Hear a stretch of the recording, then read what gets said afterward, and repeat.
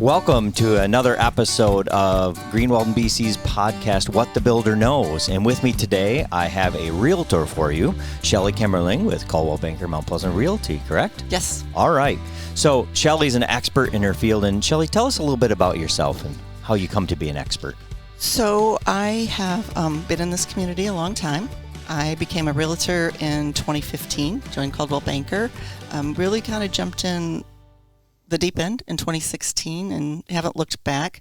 I got involved in our association right away. I'm very big on education, so I think that's a strong point for me. I always think there's more to learn, and I never assume I know everything about the industry that I work in. And so I've gotten several accreditations for a buyer specialist, a seller specialist, negotiations, pricing. I've been involved in the board of directors. I went through 6 years on the board of directors. Very interesting time because I got to be president-elect in 2020 when we got shut down. Go ahead. And I was president in 2021. We were still coming out of a lot of the shutdowns. I'm not afraid to take a risk, and I think that's what's helped me become successful in my job. I'll do things that sometimes other agents aren't willing to do, and it might be shovel a driveway.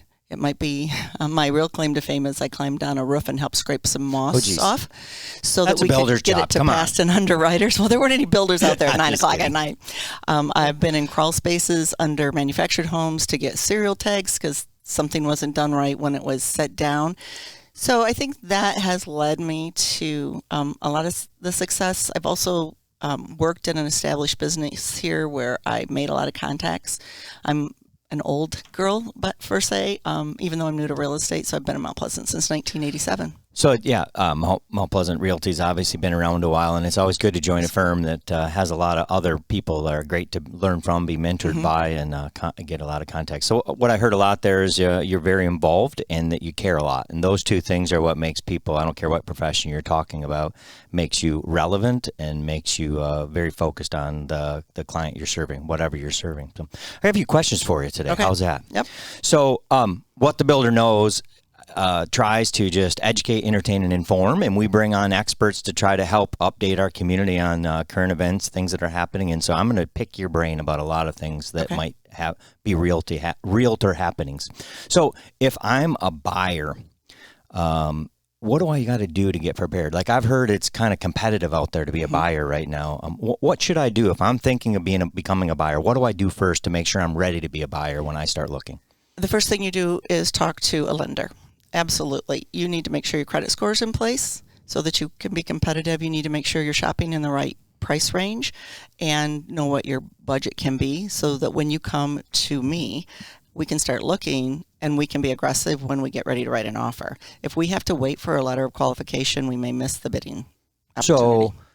So, like how long do I have today? I know things have been a little slower than they were previously, but it'll pick back up here as spring approaches. How long do I have usually? How long are houses setting? I mean, you're going to have maybe 48 hours if you're in the right price range. So there's a very hot price range right now that are going in 24 hours. Like what are those? What's that? That is about 175 to 325. So what average families can afford? Mm-hmm. Yep. So not your really high end, not your low, No. So not the ones that need a ton of work. These are the mostly move-in readies. Yes. And you have to be there. For example, 2 doors down from me, and I live here in Mount Pleasant. A house went on the market about 6 weeks ago. On a Wednesday, Thursday morning, they canceled all other showings. It was done.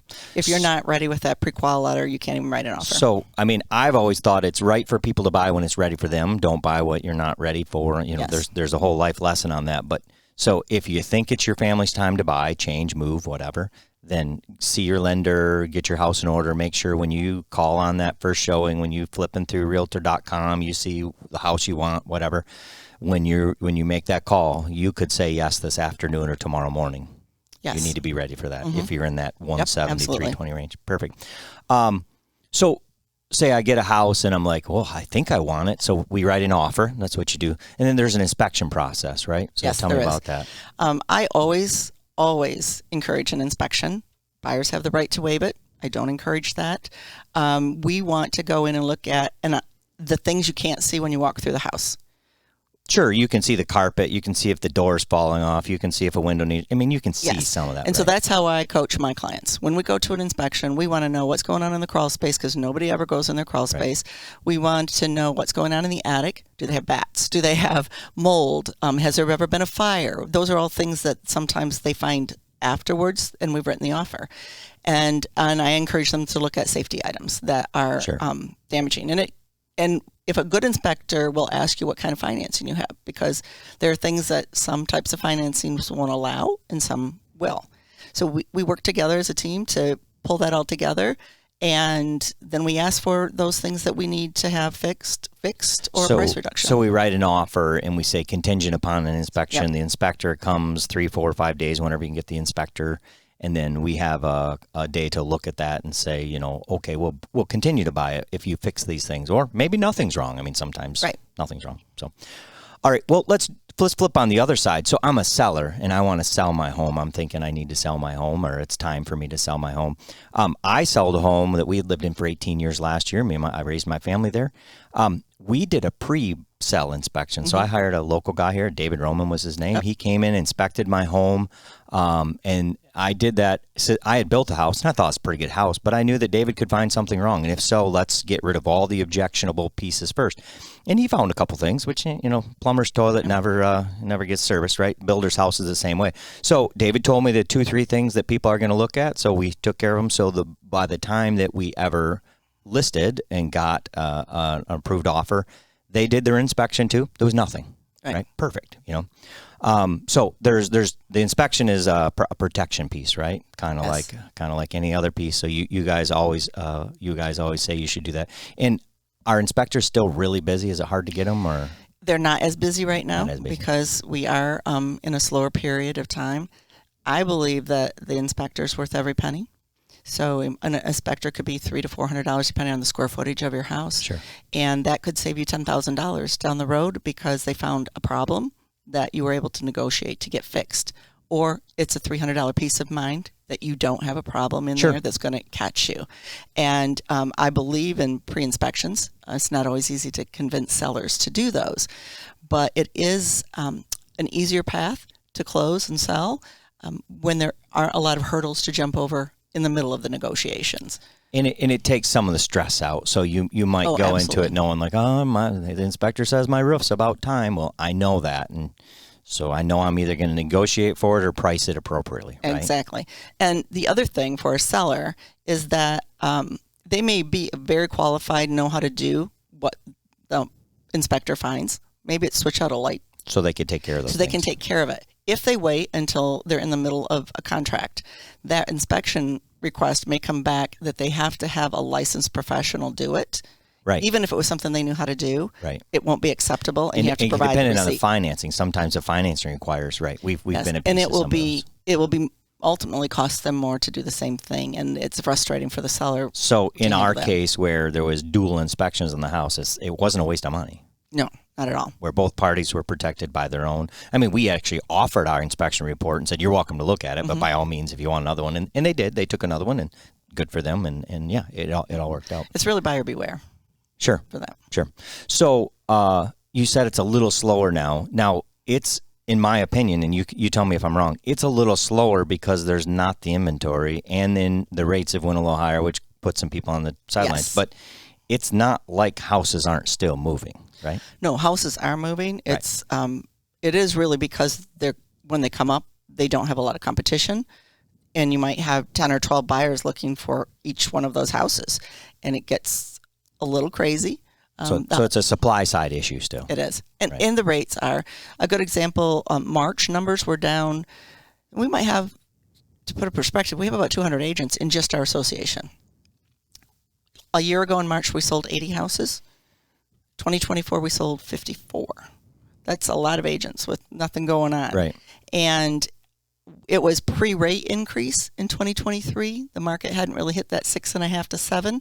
So we really see it as we're moving forward now. I think things will level out comparison-wise as we get to July and August because the rates are now more comparative. Sure. So it was pretty slow. So let's talk about that. Rates are slightly ticking down. They've stopped raising. They're slightly ticking down. The forecast is to continue dropping down. Now, our economist at Home Builders says his basic slogan is 5% in 25. He thinks we'll get not to 5%, but in the fives at 25. Do you feel that way too? That's what we're hearing. Yep. We originally heard we would see a cut in the first quarter. That's now been moved to the end of the second quarter, right. And we'll see what happens. Things are supposed to be too good. So is there still less houses on the market than needs to be? Absolutely. So if you're in a position to think you want to sell a house, I mean, if you're downsizing, if you're thinking of moving into a condo, whatever it is, this is not a bad time to sell. No, it's a great time to sell. The problem is if you need to replace it with the same like thing. Yes. Right. So just think about that. It's a great time to be a seller if it's appropriate for your family. Now, I shot my mouth off the other day. How many times does realtors or you say that average families move in their lifetime? How many buys and sells and moves? And oh, wow, I don't know that for sure. I would say maybe 4 times. Yeah, I would say. So you have a starter home, a step-up home, the dream home. Right. And the retirement home. So statistically, I think it says you move about 11 times in your life, which includes like your college moves, you know that. But they said like good professionals might move up to 7 times. And that the reason I say that is because I've always talked about buying the house that's appropriate for you at your stage of life. And if you reach a little too far, it can put a strain on your budget. You can't take care of it. You can't have a great emergency fund, all those things. So yeah, it's pretty normal to like, so my point is if you're not buying the house you're hoping to buy someday, it's okay to buy what you can move to now. Mm-hmm. And real estate usually is an appreciating asset. So later on, it's worth more when you go to sell it. So hopefully. Yeah. What do I need to be asking about right now in the market? What do I need to be asking about realtors? I mean, what's the thing I'm not asking about? Well, you need to ask about how long it's going to take you to actually find that home, because a lot of times you either have to sell something or you have a lease agreement. Can you get out of that if you find something quickly, or do you need to extend that?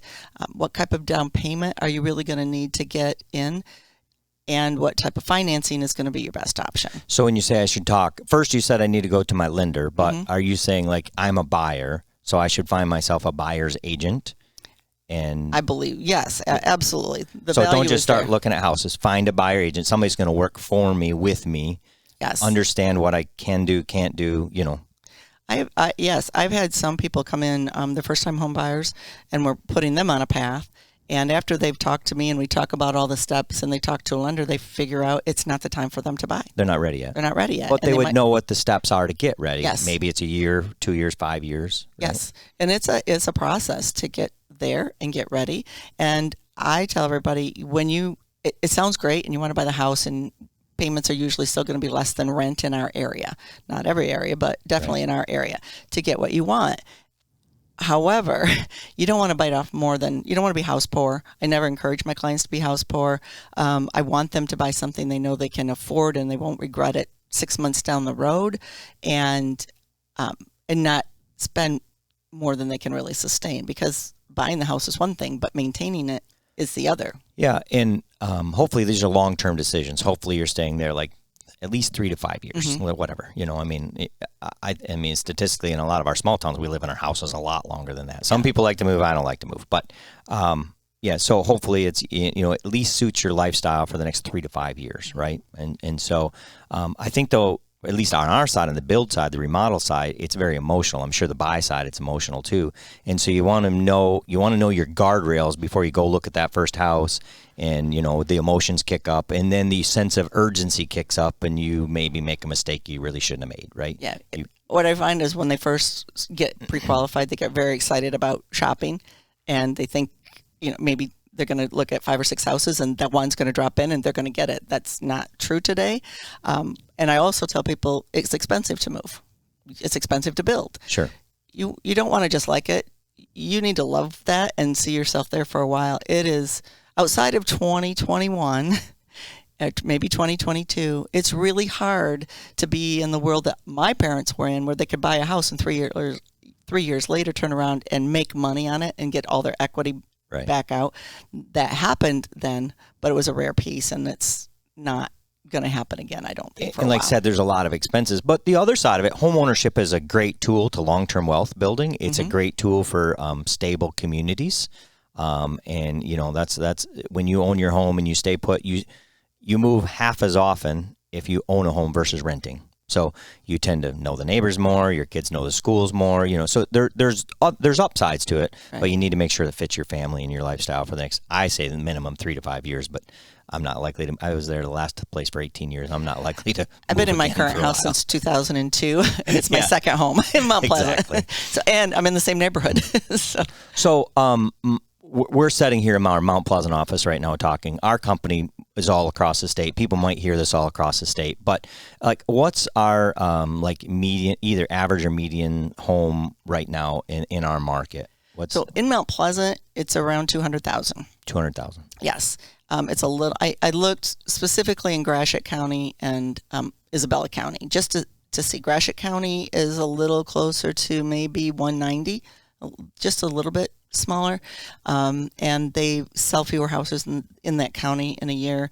But our house is currently, taking into consideration that we have financing that's going to take 30 to 60 days, are on the market an average right now of about 75 days. 75 days. Just getting shown, going through inspections, appraisals, and people making adjustments of the house they might have to sell or at least they have to get out of, so they're not having two payments. So it's a at long once. process too. Like, so you have, if you are a renter thinking of moving into your first time home or whatever, you need to be doing this months in advance of when it's move time. Yes. So that makes sense. What is your forecast on, I mean, pricing? Let's talk about pricing. The last few years, pricing has been wild. And by, I mean, like fluctuating and ramps up. And I hear a lot of people say, oh, it's going to come down. And I'm saying, it doesn't come down as much as you think. Like, the ramps up, it's like inflation that just doesn't seem to go away. Conditions have to get really unfavorable, and supply would have to get too high for us to have prices come way down. What's your belief on that? What do you see? I think they're going to stay strong. I think Strong meaning they probably stay they're flat going to or probably increase. go 3 to 5% up More. from previous years, but not. We had a 20% price jump in 2021. Houses just went crazy, Right. and buyers went crazy. They were trying to get whatever they could get. Cash was abundant, so we weren't seeing a lot of financing. We were turning things over, and people were waiving appraisals. Some were waiving inspections. Just Here it is. Give it to me. I want it in a week, 2 weeks. Right. That's it. It's done. But I think they're staying steady. And when I do an analysis now, I will go back maybe a year. That's already an adjusted price. So I can see that we can maybe move that up a little bit. But I have been surprised at some things that I've seen. Some over list price purchases in the last 3 or 4 months. So we may see more of that again this summer. The house that I mentioned down the street from me listed at $219 and sold for $230 in a day. Right. So that's not that. What the quote unquote pundits are saying. What I'm hearing about don't buy now. It's a terrible time. I'm like, I believe it's a great time still, even though it's hard. It's difficult. I don't believe long-term prices are coming down. I believe we have a shortage of houses. I think we're going to continue to. Michigan State Housing Development Authority says we're 190,000 houses short in Michigan. We built 15,000 homes last year. 20 years ago, we were building 50,000 homes. We're not supplying more for the people we have. So I don't think it's going to get easier to buy a home in the short term. No, it's not going to get easier. And we've asked, is there any development coming in Mount Pleasant to give us more houses?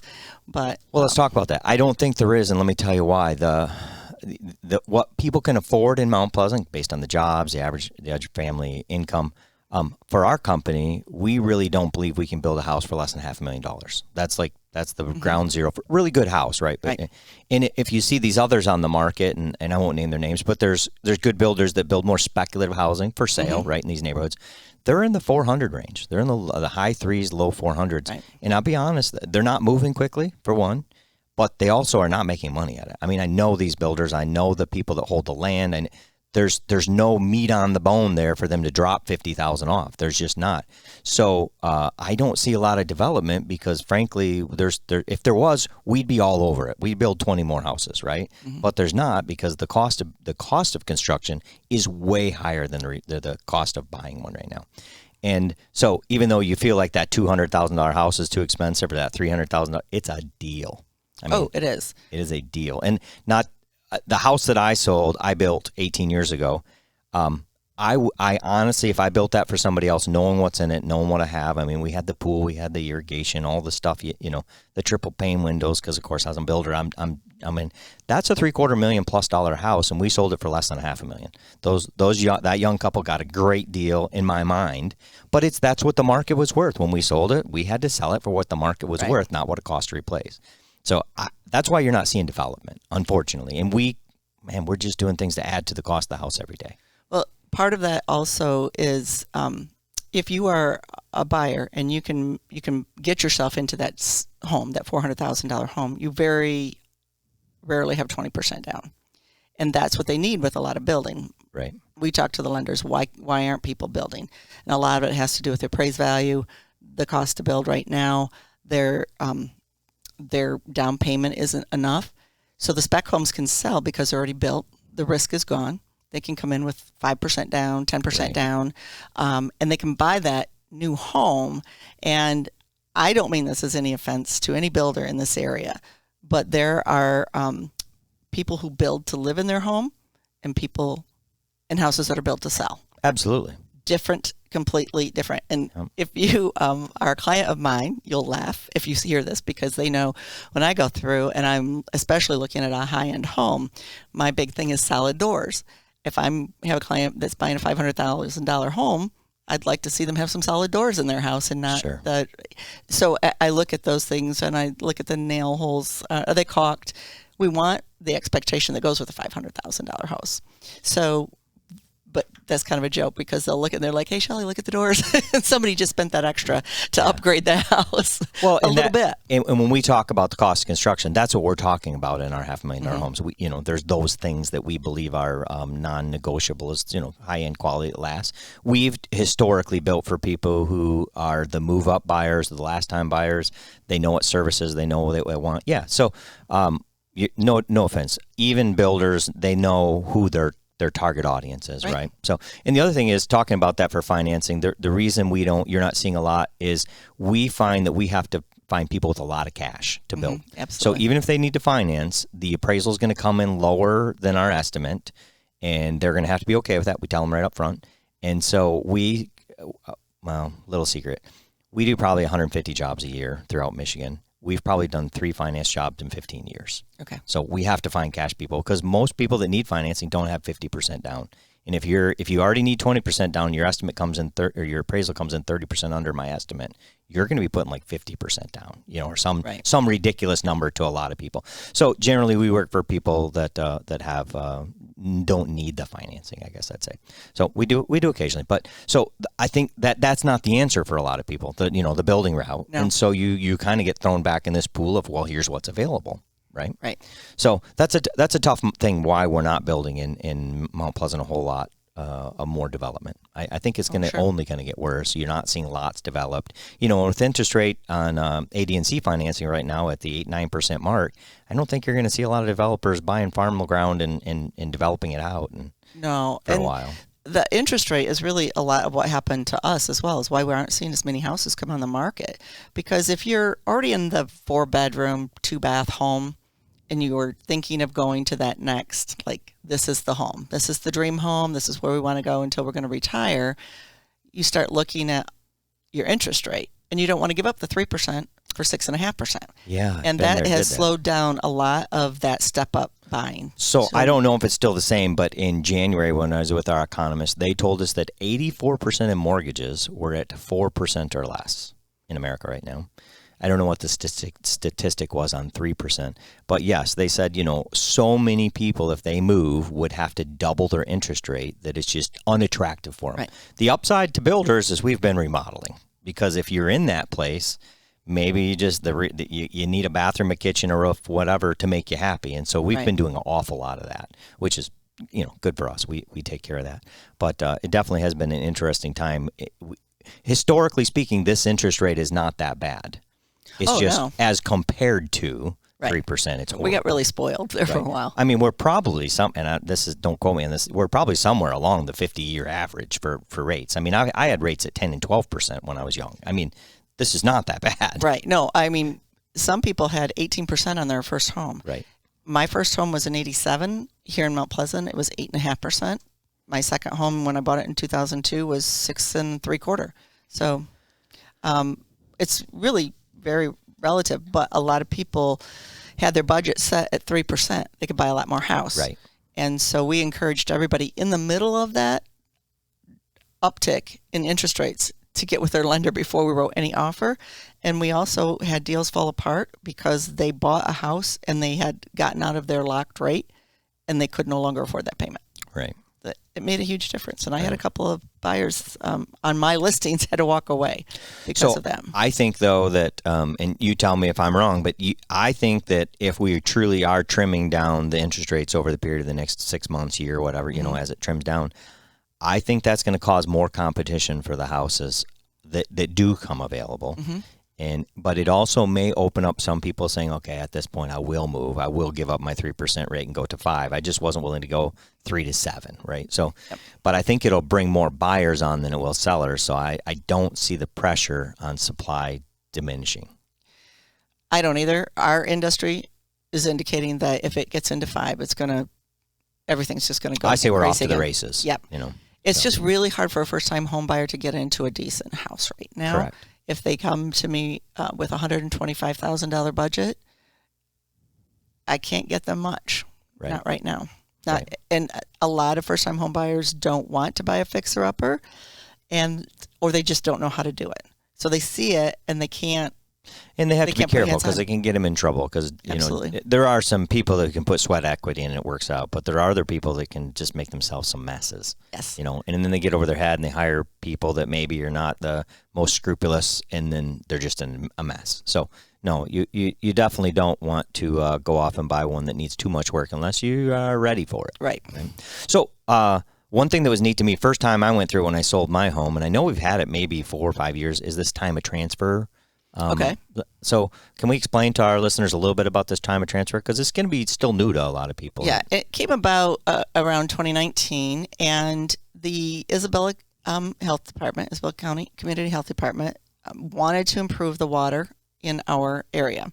And they found that a lot of properties in more rural areas had insufficient or no drain field, no septic. Things were going into the river, things were going into fields and ditches.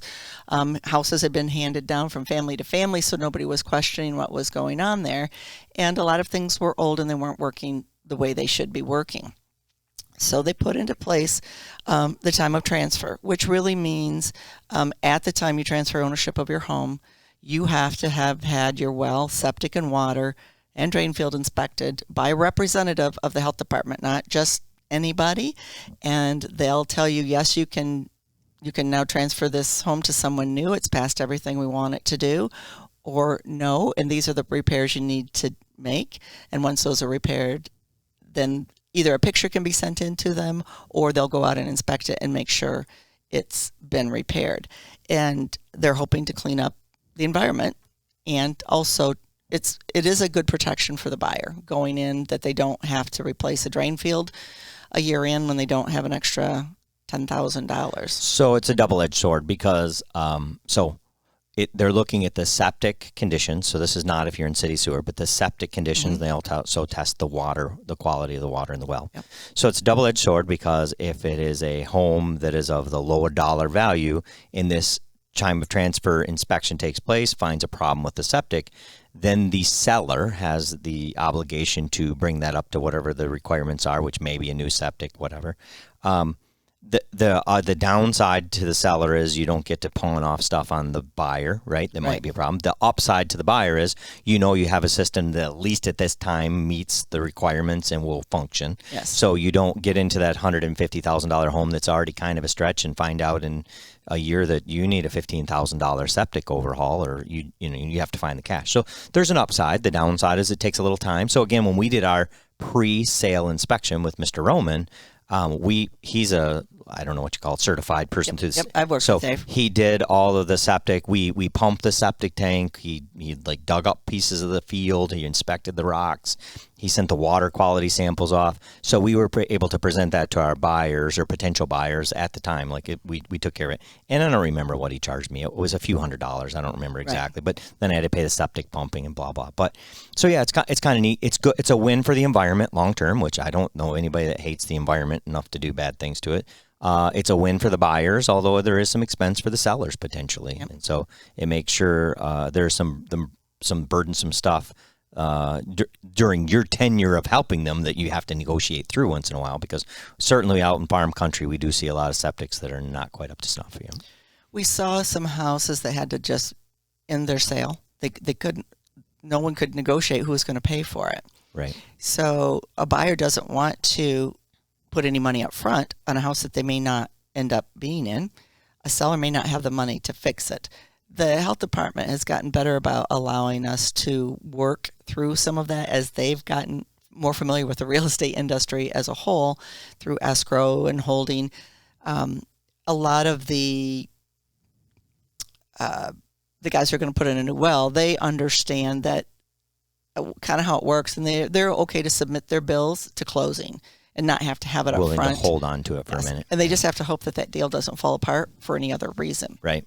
I can tell you that 5 years ago, I had a client, though, that had to put in a new well. It was about $4,500. Yeah. That same well today is going to be $8,000 to $9,000. Yeah, that also has right. doubled. And when I talk to gentlemen in the industry, they're a lot like your industry. They don't have new people coming in. Right. And so they're getting so spread out, and it takes a while to get it done. They can't work in rainy weather. They can't get their big trucks in, so sometimes there's a delay in that. I coach my sellers that we don't list the house or put a price on the house until we have an idea of the quality of their septic well and drain So you field. think what we did, time of transfer, pre-inspection, is a good thing for sellers? It's the only way I work with my sellers. I do not want a surprise 2 weeks before closing that the seller has to put in a new well and he doesn't have the money to do it. And they don't want that surprise. Right. So, and when we market it, I just had one. They've been there for 20 years. They don't really look at that stuff that much. They did the inspection. Then when I put the house on the market, I market it that time of transfer has been performed and certificates on file. Right. And it's good for 2 years. Right. So if that buyer, for any reason, has to sell, he doesn't have to have it redone. Right. In that 2 year period. And if you've had the septic pumped and during inspection, they say you don't need to have it pumped, and you can show that it's been done in the last 5 years, you don't have to spend that money again. So that's interesting. I know a gentleman that runs one of the pumping operations here, and I think he called it like mandatory reporting. If he pumps a tank and it has effluent flowing back out of the field, he has to notify the health department. Yeah, or if the lid's bad. So there, you're just not getting away with as much of that as you were in the old days. So, which is not all bad. But, I don't know what time we are. We got to be in the mid-20s, and I've got more questions. Could you maybe hang on with me? I want to talk about this NARI thing out there that is where there's been some landmark changes in the industry, and buyers and sellers are paying for their own agency fees and stuff. Can we put a cap on this one and start another one here in a few minutes? Absolutely. And that we can do? Perfect. Well, Shelly, it's been great talking to you. This is Colin with Greenwald and BC. We've brought you another expert in the industry, telling you all about the current industry for realtors. And so we hope you've valued this time. I'm going to cut it off, and we will start another one here in a minute, and we'll talk about what this new buyers and sellers fees are going to be, how that came about, and what we're going to do to help those folks out. So again, Colin here in Greenwald and BC. This is Shelly Kemmerling, Coldwell Banker Mount Pleasant Realty. Hope you've enjoyed this episode of What the Builder Knows.